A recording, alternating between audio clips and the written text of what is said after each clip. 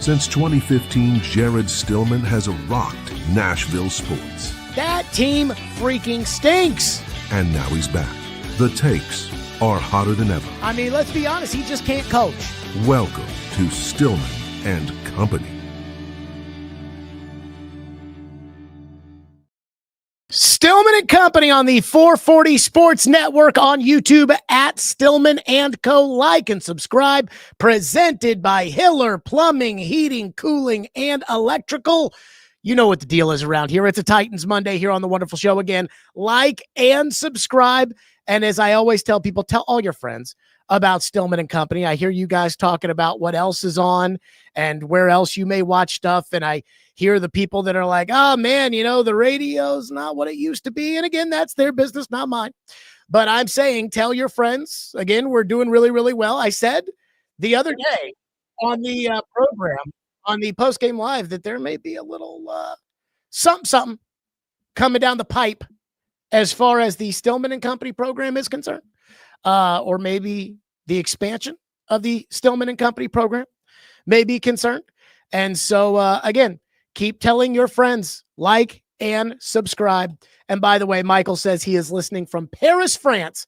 Michael, thank you for whatever that is worth. Okay, it is a Titans Monday here on the program. If you want to weigh in, we all saw the show. Get into the YouTube chat. And, of course, we will take your reaction today. So, Titans got housed yesterday by the Patriots.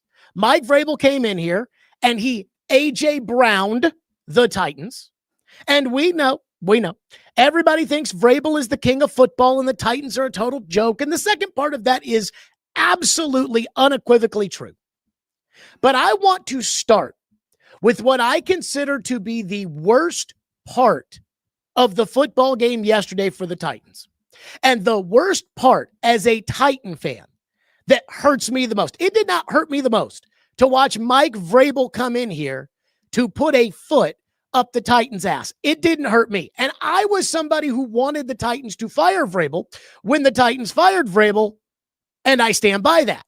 Now, everything else they did, I don't agree with, but I thought it was time for Vrabel to move on. So Vrabel coming in here, being 5-2, Drake Maye playing well, that doesn't bother me as much as a lot of those, this was my take, I thought they should have fired him, he came in here, put his foot up your ass, I should be, that doesn't bother me. Here's what bothers me. Cam Ward stinks. Folks, it's time to call it like it is. Cam Ward stinks. And I saw, predictably, the local homers come out in defense of Cam's horrendous play and say things like, it's only 7 games, folks. Or, Peyton Manning struggled as a rookie. And quite frankly, it's the same old shit people were saying last year in defense of Will Levis. And as they were saying, Troy Aikman got off to a bad start in his career, I said, okay, but I'm going to guess Troy Aikman showed better signs early on than Will Levis. And I'm not interested in playing Fantasyland today, where I pretend that the undersized, inaccurate, small-handed quarterback put inside a horrendous infrastructure is going to somehow blossom into a star because it makes me feel better about it. It's easy to do, to say, well, it's only 7 games, but he will blossom into a superstar. Just trust me, bro. Yesterday, the Titans were in a competitive ball game at halftime, and then Cam Ward and the defense just completely and totally fell apart. The defense I can accept. They have a lame duck defensive coordinator who can't coach, who was hired by a head coach and a general manager who don't know if the football is stuffed or pumped, and they are totally bereft of talent. And once Jeffrey Simmons went out of the game, they were playing Drake Maye and Stephon Diggs. They had no shot. Once Simmons went out of the game, there was no chance to pressure the quarterback. And with there being no chance to pressure the quarterback, that means there's no pressure to force the quarterback into a mistake. And thus, he wasn't going to make any mistakes in the game. And without Simmons, there was nobody there to force that kind of pressure. And then the defense, L'Jarius Sneed decided to put his head up his ass. Cody Barton decided to put his head up his ass. And somehow that's how you have Drake Maye with an unforced error on fourth down, throwing the ball behind Pop Douglas. And because there's nobody there to contest the catch, Pop Douglas is able to go backhanded, pat the ball up in the air to himself and catch it. So the defense I can accept. Denard Wilson stinks. The talent on the defense is awful. They don't draft edge rushers, and they pay for it. But Ward, that's the difference. That second half performance was a disaster. And you can't really blame the coach this time, can you? Because they fired him. So for everybody out there who was like, hey, it's all Brian Callahan's fault. It's all the play calling. You can't blame the play calling yesterday.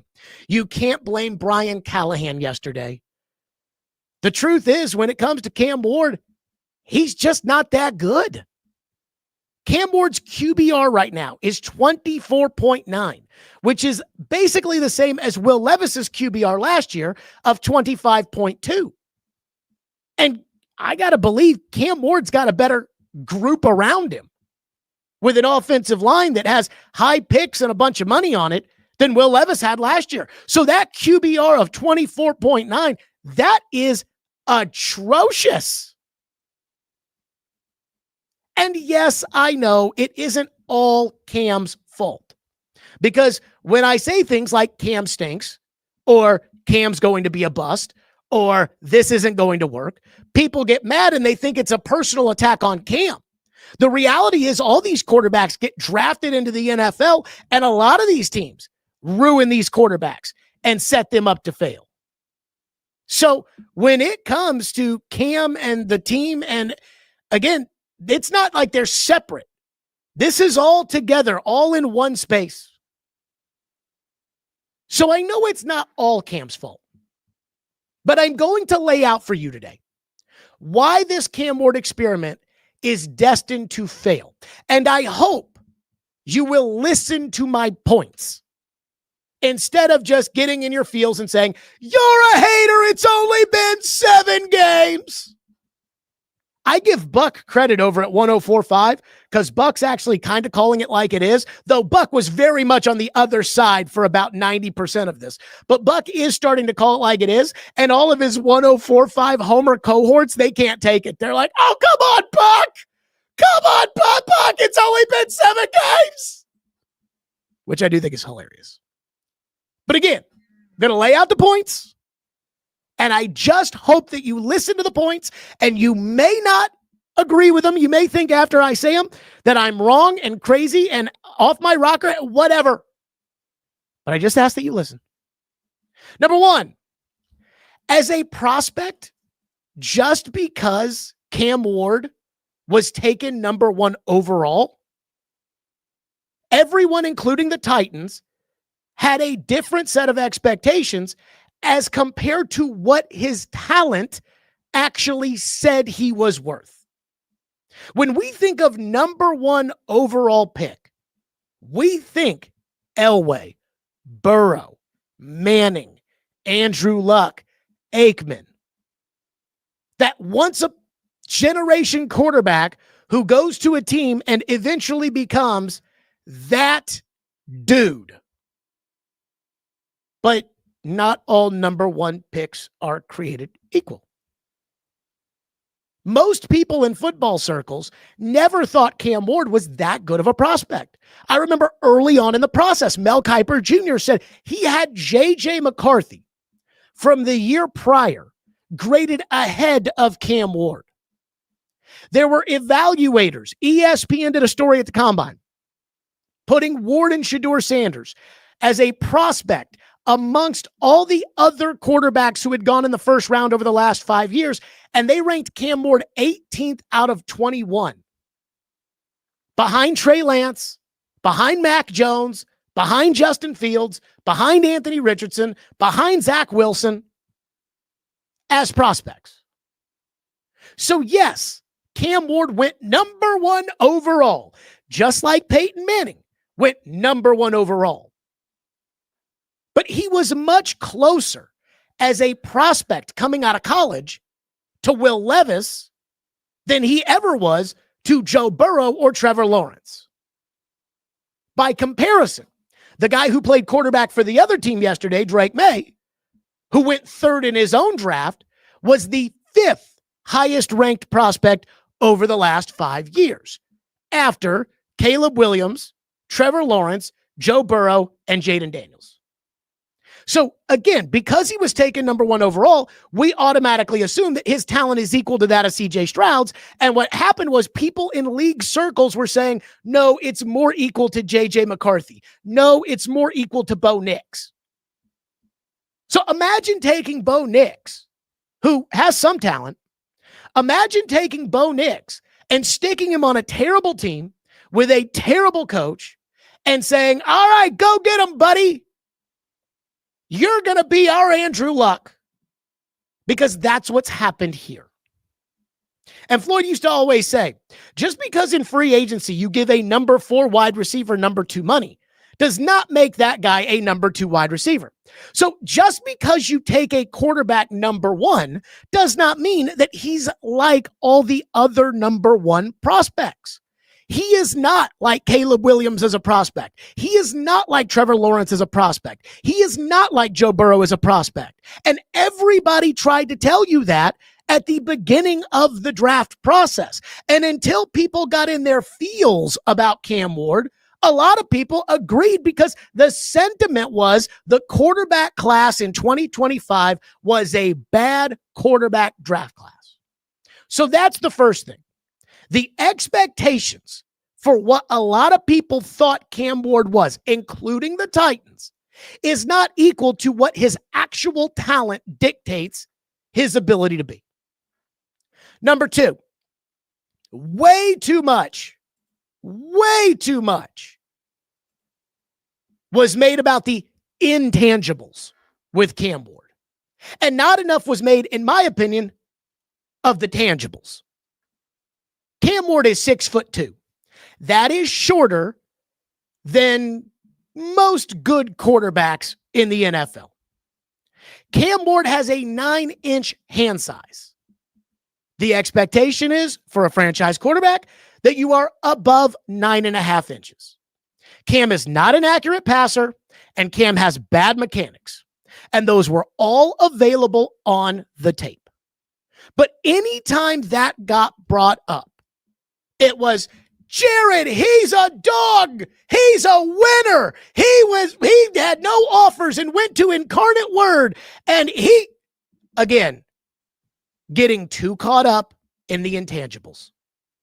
The story that nobody wanted him out of high school, and he had to go from Incarnate Word to Washington State all the way to Miami. And look at him now, Jared. People bought that. And it's great. And it shows resilience. And it tells me he's not Ryan Leaf emotionally. But that's not the only thing I need in a quarterback. Like, I need a quarterback that is an accurate passer. I need a quarterback that is big enough to see over the offensive line. I need a quarterback that sets his feet so that his passes on short and intermediate gimme throws are consistently accurate. And that is not what Cam Ward does. And I'll never forget reading an Albert Breer piece after the draft about how Brian Callahan decided to turn the pressure up on Cam Ward. Because if you remember, Cam Ward was asked about sitting out of the second half of the Pop-Tarts Bowl. And he said, look, if you don't draft me, I'm going to come back and I'm going to kick your ass. And so in the Albert Breer story, apparently, Brian Callahan decided to turn up the pressure and ask Cam Ward if he really meant that he'll kick my ass if I don't draft him. And Cam said yes. Like, again, what else is he going to say? Actually, Brian, I was just bullshitting there. I don't actually mean that. I'm not actually going to come back in here and kick your ass. I'm not really that good. What's he going to say? So again, I read this and it was like, Callahan asked him, did you really mean that? Cam said yes. Callahan said, that's my guy. And as the narrator would later say, Cam didn't kick his ass. he helped get his ass fired. So again, too much was made of the mentality, the work ethic, the confidence. It's like that overrides the fact that he doesn't set his feet. And in the NFL, I'd like a quarterback who is confident and sets his feet. And number 3, I am shocked. I am shocked that in reality, the Titans had no plan for Cam Ward. And I am shocked because Mike Borgonzi so seriously said when he took the job of being the general manager of the Tennessee Titans that if you're going to draft a quarterback, you need to have a plan for the young quarterback, and emphasize that. Said that's what he took away from Kansas City when they drafted Patrick Mahomes. And so I have to ask, what was the plan? Again, they drafted him and they asked what the plan was. And Borgonzi kind of gave the generic, we'll get with the coaches and we'll figure that out and blah, blah, blah, blah, blah. What's the plan? And it looks like the plan right now is we're going to draft him. We're going to have one wide receiver on the team, no tight ends, no competition at the position. So he doesn't even have to earn the job. And we're just going to throw him out there right away and hope for the best. What kind of plan is that? Drake Maye didn't start right away. And again, Drake Maye was a better prospect than Cam Ward with Gerard Mayo, who had no experience as the head coach.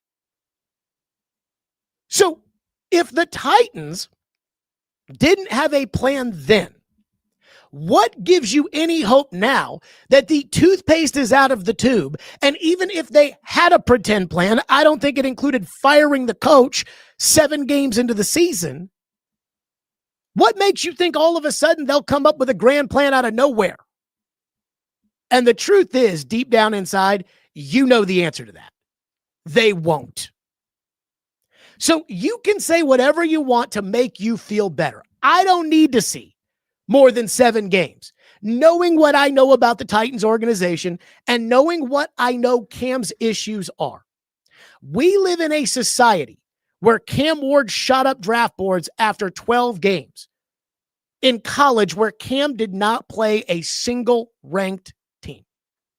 So you're telling me 7 games is too soon to be allowed to have an opinion.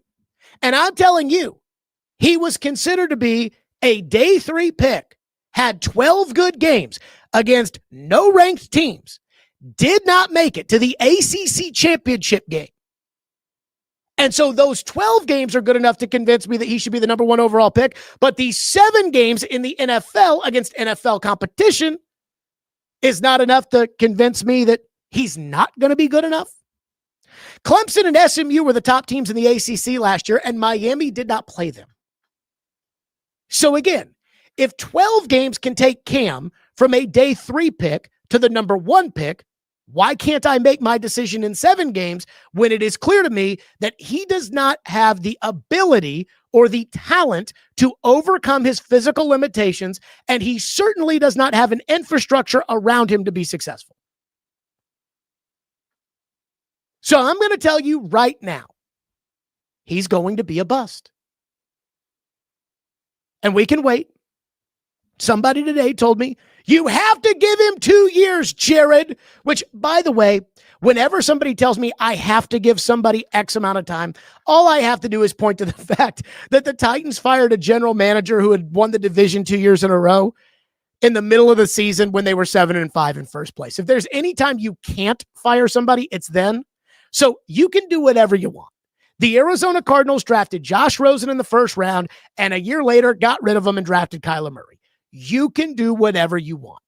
But I agree with the sentiment that they're going to give him 2 years because that's what teams do. Ryan Leaf got 2 years. But I'm just here to tell you right now, there's going to be a bunch of Sundays, like yesterday, like the Sunday before that, for about the next year and a half, while we wait for Cam Ward to prove to everybody else what I already feel confident in, which is he's a lot of talk and not a lot of walk. That's the first thing. So again, when it comes to Cam, I'm telling you, he's going to be a bust. This team does not have the infrastructure in place to fix it, and he doesn't have the talent to overcome it. First, I want to tell you about Hiller Plumbing, Heating, Cooling, and Electrical, and then I will get to the dumbest argument I think I've ever heard when it comes to Cam Ward. Hiller Plumbing, Heating, Cooling, and Electrical. I absolutely love Hiller. They take great care of my home, and they can do the exact same for you. Hiller has been in business since 1990, and they are family-owned and operated. They have 100% satisfaction. If happy, you'll be, or the service is free. And if a customer is not pleased with the work performed, Hiller will make it right. Learn more at happyhiller.com. I use Hiller at my home. I absolutely love them. They take great care of my house, and they can do the exact same for you. Hiller is professional, experienced, trustworthy, with great technicians who come into your home and leave it clean and better than they found it. And care is their core value, where they believe that when they care about others, everyone wins, and they will take care of the customer on every job, every time. That's Hiller Plumbing, Heating, Cooling, and Electrical, proud supporters of the Nashville Predators, the Vanderbilt Commodores. Big win for Vandy on Saturday, which we'll get to today. And the Tennessee Volunteers. That's Hiller. Call the Happy Face Truck today. The second thing about Cam Ward is what I call exception proving, which is where people will take the exception to the rule and use it to argue why they think their desired unlikely outcome is going to happen. And the newest one is Peyton Manning was bad as a rookie. And people try to use that to convince me that Cam Ward won't be a bust when my eyes are telling me a completely different story. Number one, as a prospect, Peyton Manning was a generational prospect. Peyton Manning was 6'5" with excellent mechanics. And while the Colts were 3-13 in 98, does anybody know why the Colts were extremely shitty that year? It's because their defense was awful. Indianapolis's defense in 1998 ranked 29th in the NFL, both in total defense and in points allowed. So yes, Peyton Manning was 3-13, and Peyton Manning led the NFL in interceptions. But he also led the 12th ranked offense in the NFL. So because they were down with this horrible defense, they passed the ball most in the NFL. They were losing every game with this terrible defense, and that meant Manning had to go and drop back and throw it, and he threw 28 interceptions. He also threw 26 touchdowns. Cam Ward isn't even on pace for 10 touchdowns this year, and that's over 17 games, not 16 like Manning had. And then the next year, the Colts were 13-3. And you want to know why the Colts were 13-3?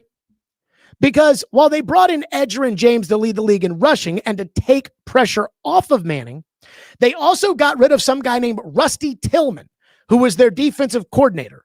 And they brought in a new defensive coordinator by the name of Vic Fangio. And the defense in Indianapolis went from 29th to 15th. So again, we say, well, Peyton Manning was 3-13 as a rookie. Right. But he led the 12th ranked offense. We've seen good offense, albeit not all the time around here, but you're ranked 32nd. And I think you probably deserve to be ranked 32nd. Now, the good news there is when it comes to the defense, Denard Wilson will surely be fired at the end of the year, and perhaps the Titans can hire a good defensive coordinator. And there should be some good defensive coordinators out there to hire. But stop comparing Cam to Peyton fucking Manning. Because as a rookie, Peyton Manning was losing games 34-31 to Steve Young. And he was losing games to Dan Marino. Not Cam, who is getting slaughtered weekly by Daniel Jones and Geno Smith. So give me a break with this. Peyton Manning wasn't good as a rookie. I know. I heard the same thing last year when it came to Will Levis. You need better arguments. And the only reason you're comparing Cam to Peyton Manning is because they went number one overall. And again, as prospects, Peyton Manning was head and shoulders above Cam Ward.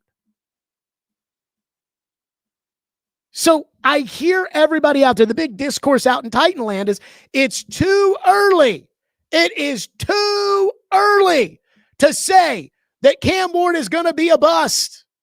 And that's fine. You can do that. But I'm telling you, I'm telling you what the end result's going to be. You may not like it. You may hope deep down inside that there's something else out there that can somehow unlock Cam. But as a prospect, again, nobody in the league, or I shouldn't say nobody because the Titans are in the league and they did consider Cam as good of a prospect as everybody else. Remember, it was Brian Callahan that was like, if you got a quarterback who's that good, you got to take him. And 7 games in, Callahan's been fired. But there's so many people in the world today that just see number 1 pick and you think they're all the same. And they are not all the same. Cam is not considered to be the same level prospect that Zach Wilson was, or that Mac Jones was, or that Justin Fields was, or that Tua was, or that all these other guys were. So, again, enough with the Peyton Manning comparisons. The next time somebody says, Jared Peyton Manning was bad as a rookie, I am just going to say this. Go ahead and you tell me, do you think Cam Ward is going to be as good as Peyton Manning? And by the way, I think I know the answer to this, and so do you. I don't even think the distinguished gentleman thinks Cam Ward is going to be as good as Peyton Manning. So that's a second thing. The other big story yesterday, congratulations to the great Mike Vrabel, who came in here and got his revenge, a la A.J. Brown spanking the goalpost. And let me say, I am impressed with the development of Drake Maye under Vrabel, which I was not sure Vrabel could do. Now, I think Josh McDaniels has had a big hand in Drake Maye's development, and I think Robert Kraft is the one who forced Josh McDaniels on Mike Vrabel. But I still think Vrabel is a good coach. And I always thought Vrabel was a good coach. But eventually, Vrabel will piss everyone off with his arrogance. And just like here, there will probably be a point of no return. But there is a narrative about Vrabel that I do feel like has just, I have to discuss this because it drove me crazy all weekend.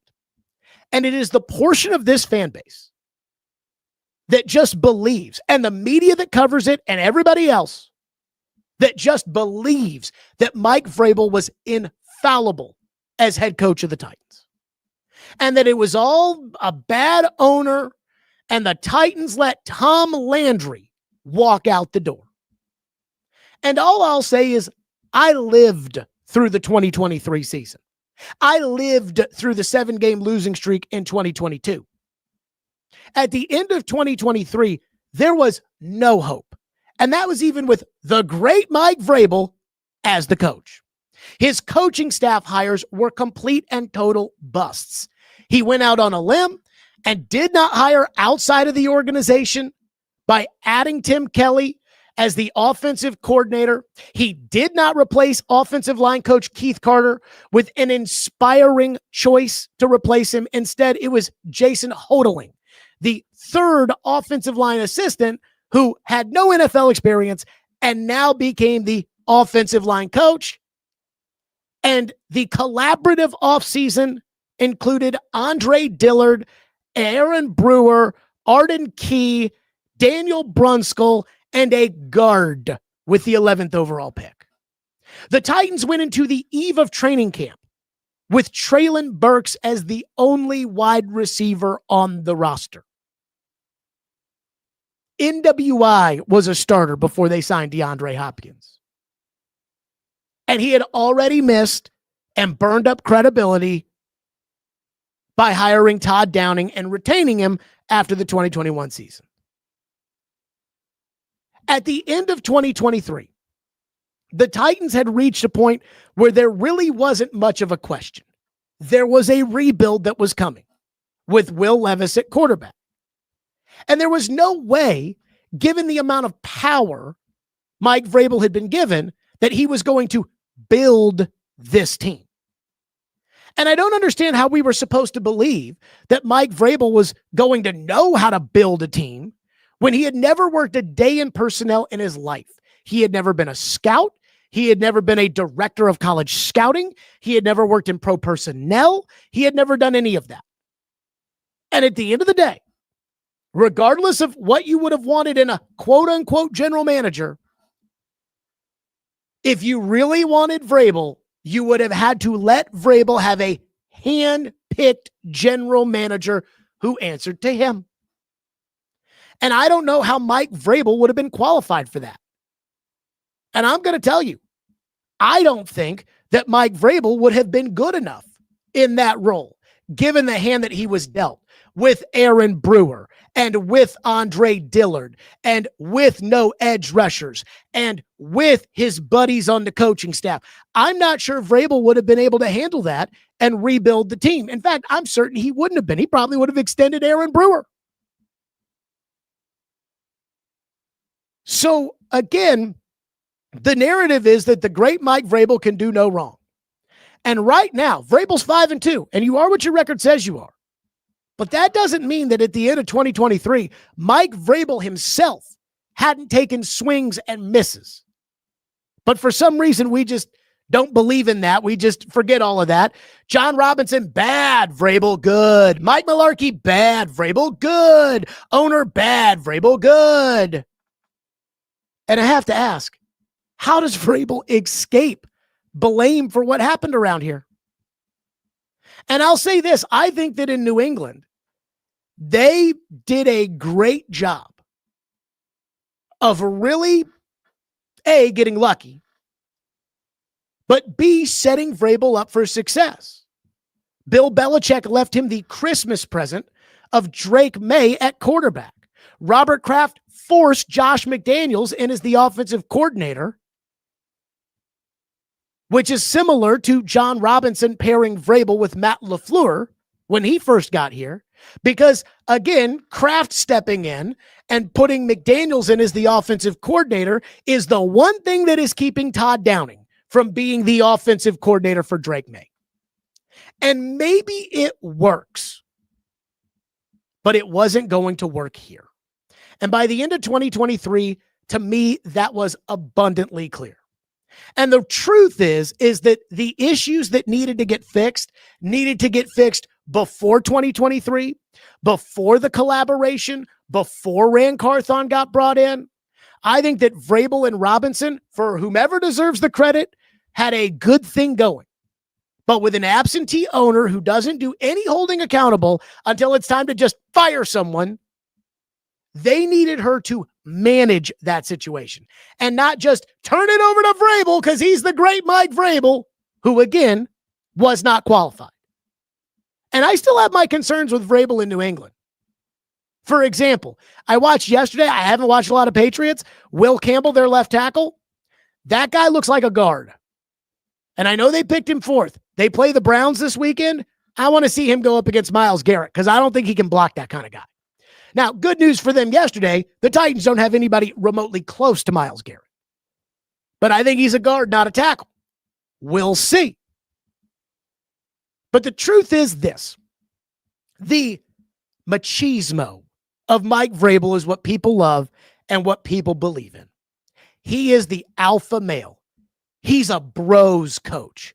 And a lot of bros out there love sports. I could not get over the revisionist history and total ball washing all week of just how great Mike Vrabel was without noticing how apparently everything good that the Titans did during his tenure was because of him, number one seed in 2021, with all those players on the roster. Oh my God, it's all Vrabel.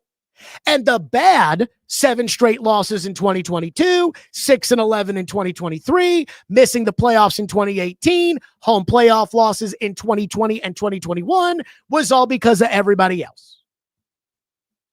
Again, do we forget that Mike Vrabel, the great Mike Vrabel, squandered the number 2 offense in the NFL because he hired his buddy from the Texans, Shane Bowen, to be the defensive coordinator in 2020, and they had the 28th ranked defense? Do we forget about the fact that they lost at home in the playoffs to the Ravens? Is that not Vrabel's fault? They lost at home to the Bengals? Nope, that's all Ryan Tannehill. Vrabel gets the credit for the success, not Tannehill, not Henry, not Robinson, not Malarkey, not the players, Vrabel. But when it comes to the blame, everybody else gets the blame. Does that make any sense to anybody? And then it hit me. It's the bro charm. That's what it is. The bro charm that people just love. So I put up a poll on Twitter on Saturday. And I love these things like Coach A, Coach B, these mystery polls. And I said, who would you rather have coach the Titans? Coach A, who has won 51% of his games, 56% of his playoff games, and has one Super Bowl and one conference championship. So he went to the Super Bowl once and he won one Super Bowl. So that's, again, 51% and 56% in the playoffs and a Super Bowl. Or Coach B, 52% of his wins in the regular season, 71% of his wins in the playoffs, and one Super Bowl just like Coach A. And 92% of the people in the poll said Coach B. And I've actually asked around. I said, okay, look at these mystery candidates here. The mystery coaching comparison. Again, Coach A, win percentage of 511, Coach B, 522. So a slight edge to Coach B. Coach A in the playoffs, 556. Coach B, 714. Big edge to Coach B. And when it comes to the Super Bowl, they each won one. Now, does anybody want to take the guess as to who Coach A or Coach B is? So I'll tell you. Coach A is John Gruden with the Raiders in Tampa Bay. The bro's bro. He works for Barstool. He's got great energy. He was awesome on Monday Night Football. The Tennessee fans would have given him $20 million a year to coach the Vols, and they would not have even thought twice about it. That's Coach A. So who's Coach B?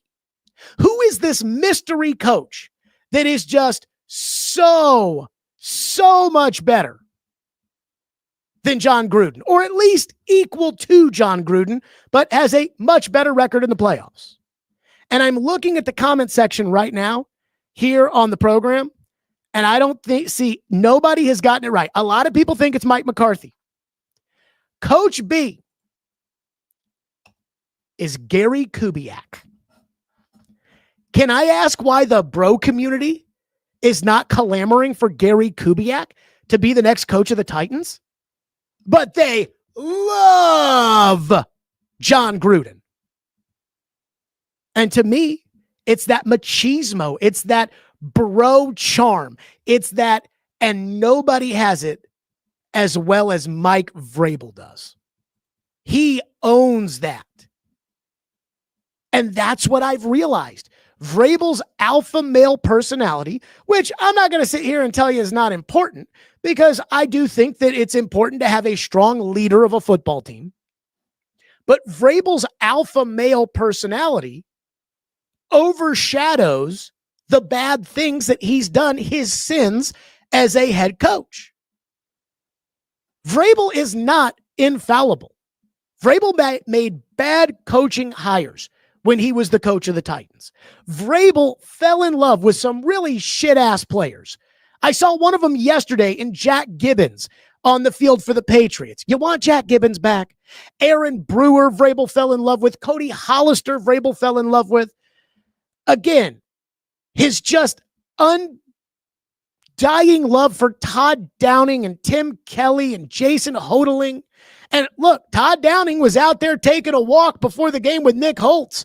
I think they were talking about what it's like to cash massive checks from Amy without doing a damn thing. But that's Vrabel. Overhyped because he's an alpha, not necessarily because he's a good coach. And I know he's 5-2. And I know now's the time for the people that love Mike Vrabel, that are holding up signs saying they'd cut their wee-wee off in order to bring Mike Vrabel back as the coach.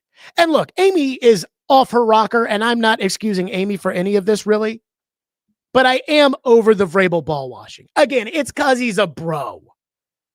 My thing is, if the Bussin' with the Boys would get on their knees for you the way they do Gruden and the way they do Vrabel and the way you're a bros coach. And I'm not to say that a bros coach can't win some games because Gruden won some games, but so can Gary Kubiak. And I would just like to know, bro community, where is the passion for Gary Kubiak? And I do think maybe we should do some Coach A and Coach B's with Vrabel and say, oh, hey, look at this coach, Mike McDaniel, who is similar to Mike Vrabel. Why does the bro community not love him? For whatever that's worth. Somebody says Aaron Brewer is actually good in Miami. Miami fucking stinks. Jake says it's okay to admit that Vrabel is a good coach. I have always said Vrabel is a good coach. There is a difference between the greatest coach who ever lived in the Titans should name the stadium after him and what Vrabel did for the Titans. Again, I understand if we were to sit there and analyze Alabama football and say, boy, I'll tell you, the biggest thing that ever happened, the worst thing that ever happened to them was losing Nick Saban. Because Nick Saban is that good of a coach. Vrabel is not that good of a coach. It's so funny to me. I was talking to my dad about this over the weekend, and I was like, it's just when something is popular, and I think it is irrational or unreasonable for it to be popular, that's when I get pissed off. When I feel like there's a narrative out there that's just not true. When I think there's a narrative out there that I absolutely agree with and I'm not knocking, I have no problem with everybody loving that great coach, great quarterback, great whatever it may be. Lamar Jackson. I'll use this as an example. I did not think Lamar Jackson could play quarterback in the NFL. I didn't. And yet Lamar Jackson is a first ballot slam dunk Hall of Famer. And I would love for Lamar Jackson to be the quarterback of the Tennessee Titans, even though I do think that Lamar Jackson in the playoffs, because of his passing ability, does run into a problem when he gets thrown into a game against Allen or Mahomes or Burrow or one of those guys. But I do like Lamar Jackson. He can play, even though I didn't think he could play coming out. But that's because I think that the hype is justified for Lamar Jackson's game. I do not think the hype is justified for Vrabel. Now, we shall see if Vrabel can take the next step in New England. And I will say this, I've always loved Drake Maye. I would have drafted Drake Maye number 2 overall ahead of Jaden Daniels. Now, that might have been stupid because Jaden Daniels at time has flashed, in the NFL like a true superstar quarterback. And so right now, if I had to pick between the two, I probably would pick Jaden. But I am going to tell you that I loved Drake Maye. And I'll never forget when we did those mock draft simulators before the 24 draft, and there were some rumors out there that Drake Maye may fall in the draft. And we talked about if Drake Maye falls to number 7, what do you do? And Tim Hasselbeck, who had been calling games for the ACC network, said, if he falls to 7, you draft him. He's that good. Drake Maye, oh my God, you draft him. And he never was going to fall. He was always going to be the first, second, or third quarterback picked along with Caleb and Jaden. I had Maye ahead of Jaden, but again, in hindsight, I may right now take Jaden ahead of Maye. But the point I'm making is I always liked Drake Maye. I mean, Drake Maye is athletic. He's got a repeatable delivery, solid mechanics, throws a good ball, an accurate deep ball. He's a tough kid. But it's not like you could watch yesterday's game and be sold on Drake Maye, given the state of the Titans defense without Jeffrey Simmons. Again, I like Drake Maye. I would have drafted Drake Maye. But it's hard for me to just, I saw Nate Burleson last night after the game. Was like, I didn't know Drake Maye was this good. And I'm like, easy there. The Titans had almost no defense. Then Jeffrey Simmons, the one player worth a shit on the defense, went out. And so I'm not ready to go there. At least not yet. Let's hit some of your reaction here on a Titans Monday here on the program. War Kitten says, when TD said Jared was right about Sam Darnold last week, I thought the distinguished gentleman was going to have a stroke. I don't remember TD saying I was right about Sam Darnold, but I did text TD when Sam Darnold was having one of his games, and TD was like, I'm not going to lie, he's playing really well. And I think that, again, it's okay to have opinions. It's okay to whatever it may be. But I am excited to watch Sam Darnold tonight on Monday Night Football. Josh said Sneeze knees must not let him jump anymore because he got mossed by Austin Hooper. I got to tell you, L'Jarius Sneed either doesn't give a shit or he sucks. But it's one of the two. And L'Jarius Sneed, I think we're going to hear stories when L'Jarius Sneed leaves the Titans. And again, Callahan and Denard and the Sunshine Pumpers all have only said good things about Sneed, about his leadership and what kind of guy he is. And again, this is an organization that apparently is too good for Jarvis Brownlee, but not too good for Sneed. My guess is when the Titans get rid of L'Jarius Sneed, we're going to hear a lot of stuff about just how shitty of a teammate Sneed was. Just about how it was all about the money and about how he didn't give his best effort and he was too busy allegedly shooting up car dealerships and everything else to really give a shit about playing football. Because yesterday, Sneed should have been fucking embarrassed with how bad he played. And instead, it was a quad injury. And I don't know about you guys, but I'm watching the TV broadcast and I hear them say, and apparently it is a quad injury for L'Jarius Sneed, and that's why L'Jarius Sneed's out of the game. And I thought, oh God, the quad, the least believable injury of all time. The L'Jarius Sneed loser's cramp, the quad. I am going to need to see an MRI before I believe, and you should want to see an MRI too, before I believe or you believe that it's actually a quad with L'Jarius Sneed. BK says, I stopped listening to Jared when he said behind Mac Jones. Mac Jones wasn't a number one pick. Well, it depends on what you mean by number one. If we're talking about number one overall, you're right. He wasn't number one overall. If you're talking about a first-round pick, Mac Jones absolutely was a first-round pick. He was the 15th pick in the 2021 draft. Here's the point that ESPN made when ranking these quarterbacks over the last 5 years, talking to league executives and scouts about where they had these guys graded. The point was, Cam Ward and Shedeur Sanders did not grade as high as the previous prospects in previous drafts. That they may get overdrafted, and obviously with Shedeur, that was a whole Magilla, but they may get overdrafted because teams need quarterbacks and stupid teams talk themselves into stupid decisions like the Titans. But they're not as good of a talent as Mac Jones. That is what the league was telling everybody. Pete says he's a rookie on a terrible team. Go look at Drake Maye tape from last year, and it's actually more similar than you think. Let me ask you a question. When you watch Drake Maye throw the football yesterday, or even as a rookie, did he set his feet? Again, with me and Cam, my issue is I felt like in college, Cam made a lot of hero ball plays that I didn't know were going to work in the NFL or not. Now, we've seen on a couple occasions, the one against the Rams to Io Manor comes to mind where Cam has that hero ball play in him and it can work. But everything else that I saw that I didn't like was bad mechanics, inaccurate passes, not leading receivers properly. Did Drake Maye have those problems? Because I'll tell you right now, Drake Maye did not have those problems at North Carolina. I mean, Drake Maye was a clean prospect. And I don't think Cam was.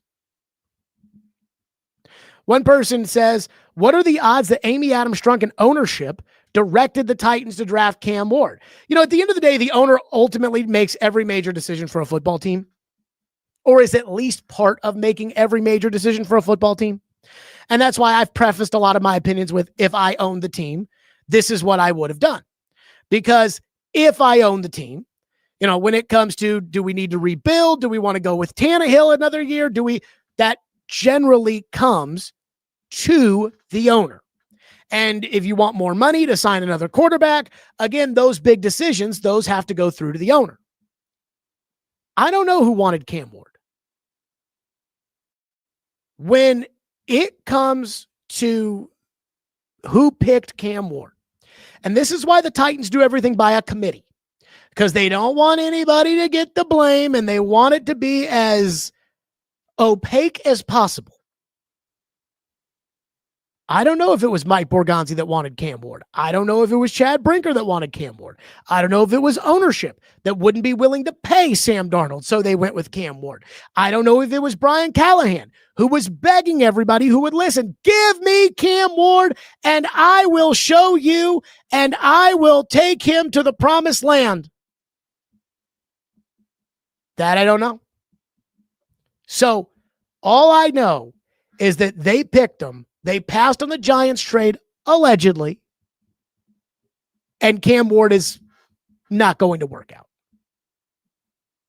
That's all I know. Get to a couple more of these here on the program. Chip says, Ward was a top prospect in a weak candidate pool. For some reason, I kept telling people that at the time.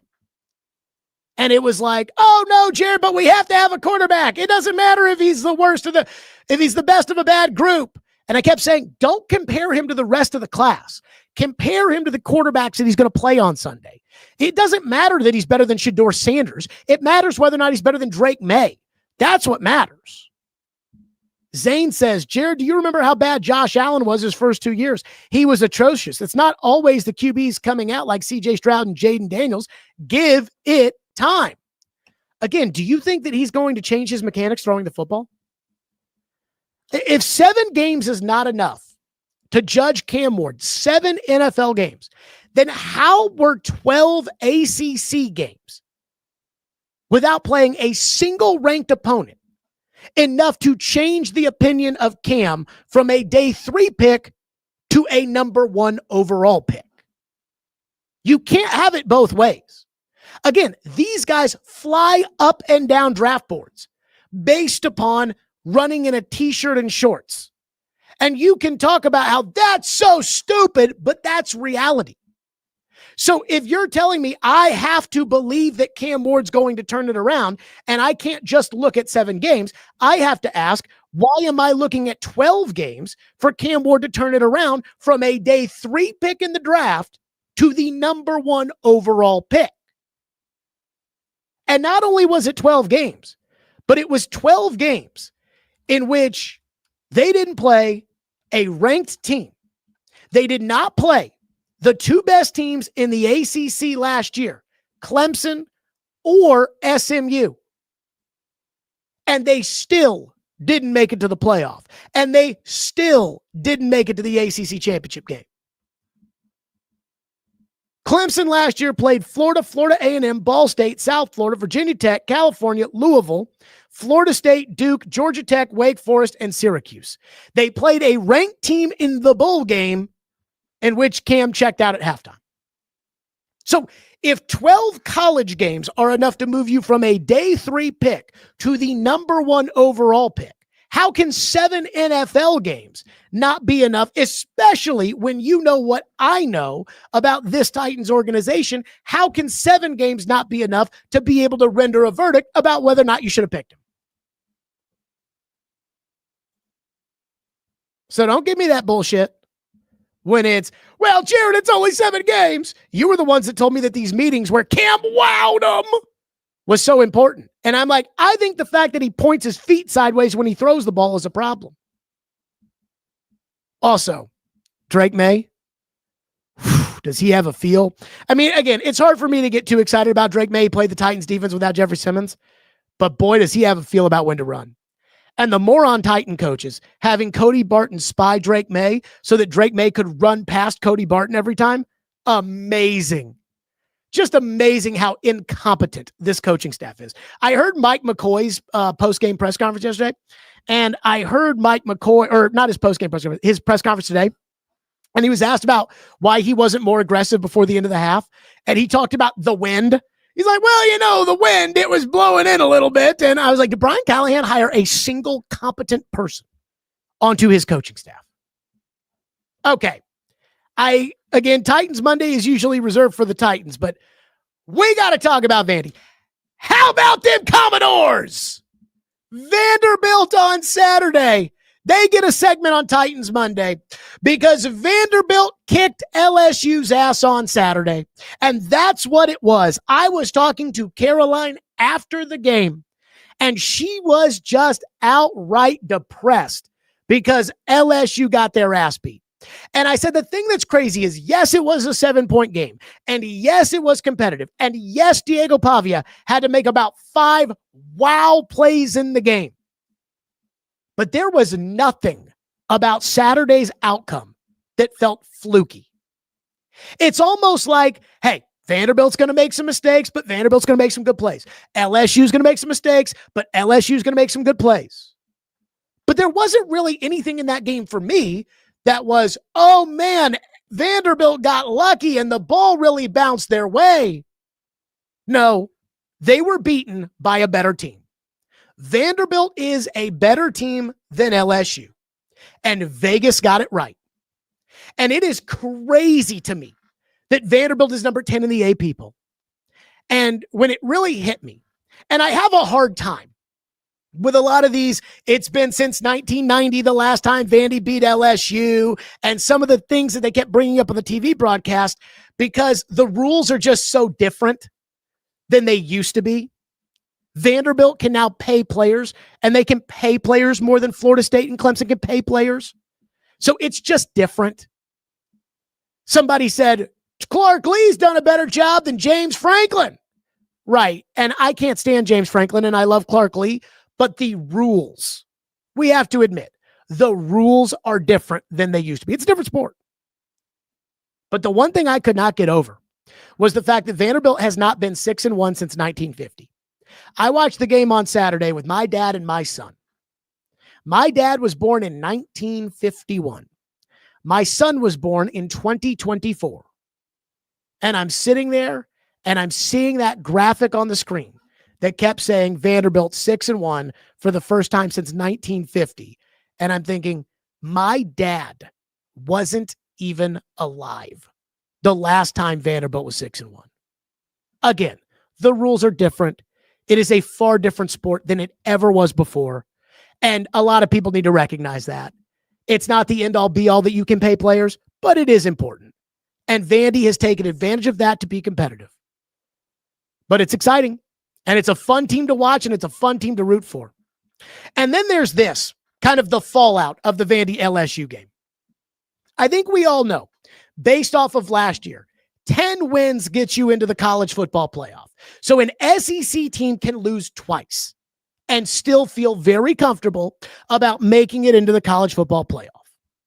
Vanderbilt, looking at their schedule, they should, and I want to highlight this word should, they should beat Kentucky, they should beat Auburn, and they should beat Texas, which again is amazing to say because Texas was preseason ranked number 1. And speaking of paying the players, nobody right now is paying their players like Texas, and Texas stinks, and Vanderbilt should go on the road and should beat Texas.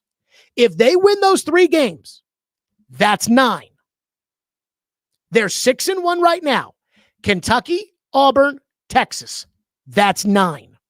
That means that all they would have to do is win one of the 2 games, either Missouri or Tennessee.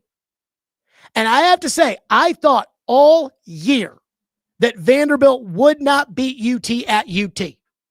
But I watched UT Bama on Saturday too. And not to say that this is the end-all be-all, but I was doing that thing in my head where I'm like, I watched Vandy play Alabama, and I'm watching Tennessee play Alabama, and both games were at Alabama, and both games were big games that Alabama took seriously, and I felt like Vanderbilt pushed Alabama harder than Tennessee. It's something I would love to talk off the record with an Alabama coach about. What team was the tougher team to play? I still think UT will win in Knoxville, which is what makes this game against Missouri so big on Saturday for Vandy. But it is very possible that Vanderbilt gets into the college football playoff. And not only that, if Vanderbilt gets into the playoff, I don't know who the best team in college football is. People tell me it's Ohio State, but their only big win that I've noticed came against Texas. Everybody told me that Penn State was really good. They suck. Everybody told me Clemson was really good. They suck. Everybody told me LSU was really good. They suck. Everybody told me that Texas was really good. They suck. I mean, who's really, really good in college football this year? Miami was the number 2 team in the country entering the week. I watched Miami play Louisville Friday night. They're not that good. So, again, Vandy, they got a shot. And then the other 2 takeaways from the game. Number 1, Diego Pavia was night and day better against LSU than he was Bama. And I feel like if he played that way against Bama, in which there were some unforced errors here and there, if he played that way against Bama, I do think that, personally, I do think that they would have won the Bama game. And number 2, Brian Kelly is the SEC version of James Franklin. And at some point, LSU is going to want Brian Kelly to win something, or they're going to fire him the same way that Penn State did with James Franklin.